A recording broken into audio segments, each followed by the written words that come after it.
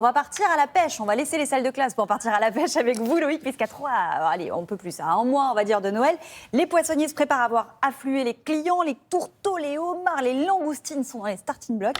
Mais vous vous intéressez plutôt au plus gros, l'un des plus gros crustacés d'Europe, c'est l'araignée de mer. L'araignée de mer, effectivement, qu'on connaît pas tellement et qui surtout est beaucoup moins cher qu'un homard ou un tourteau en plus. Et si on s'est penché sur l'araignée de mer, c'est qu'en fait, je voulais mettre à l'honneur aussi ces crustacés, ces fruits de mer qui vont être très sollicités pendant les fêtes. On a même une courbe de la consommation et des achats de crustacés, regardez, et coquillages.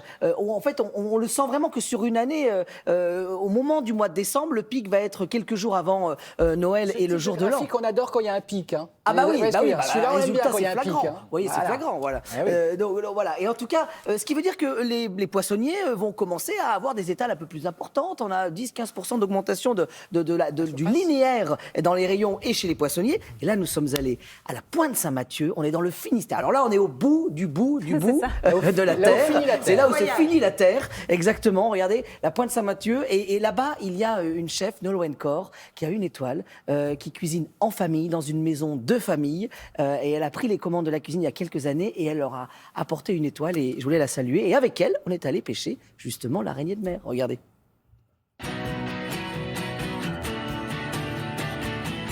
Alors, Nolwenn, est-ce qu'il y a de l'araignée? Écoute, on est sur le début de la campagne d'hiver, là. Ouais. L'araignée, tu sais, elle est dans les côtes. D'accord. Donc là, on va aller route pêche, direction la Pointe Saint-Mathieu, en longeant les côtes. D'accord. Et on va essayer d'en retrouver quelques-unes. Et la pêche à l'araignée se mérite. Oui, parfois, ces dames se font attendre. Alors, Jo, il y en a? Rien du tout. Rien du tout? C'est pas tous les jours fait. Hein.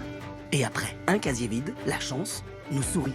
Alors, il y a des belles araignées. Il y a une qui est prête à sortir. Ah, c'est chef. Alors, Ah, comment mais elles sont, chance. ces araignées? C'est une très belle araignée. C'est vraiment... Ça, c'est un beau mâle. Voilà. Alors, comment on voit que c'est un mâle?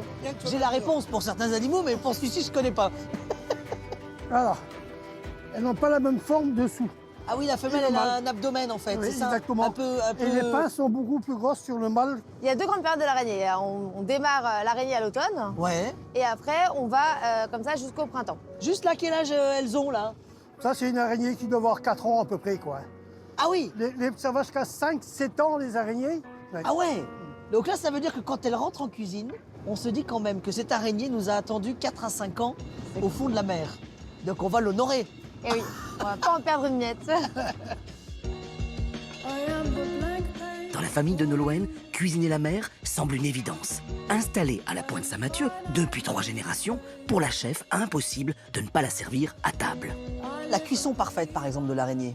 La cuisson parfaite, c'est quand tout se détache. D'accord. Alors, moi, je préfère le cuire à l'eau. D'accord. Mais après, c'est... Donc départ à froid et à partir d'ébullition, combien de temps à peu près? Entre 15 et 17 minutes, ça dépend vraiment de la taille. Alors la première, là. La première ici, on a utilisé toute l'araignée. On a cuisiné comme une soupe, en fait, comme une bisque. On n'a rien jeté, on a tout passé à la façon d'une bisque. Et le tout, on a déposé ça sur une infusion de persil.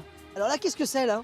Alors ça, c'est la recette de Monsieur et Madame Tout-le-Monde. J'adore cette recette. En fait, quand tu fais un plateau de fruits de mer, il reste toujours du crabe, il reste toujours des petites pinces.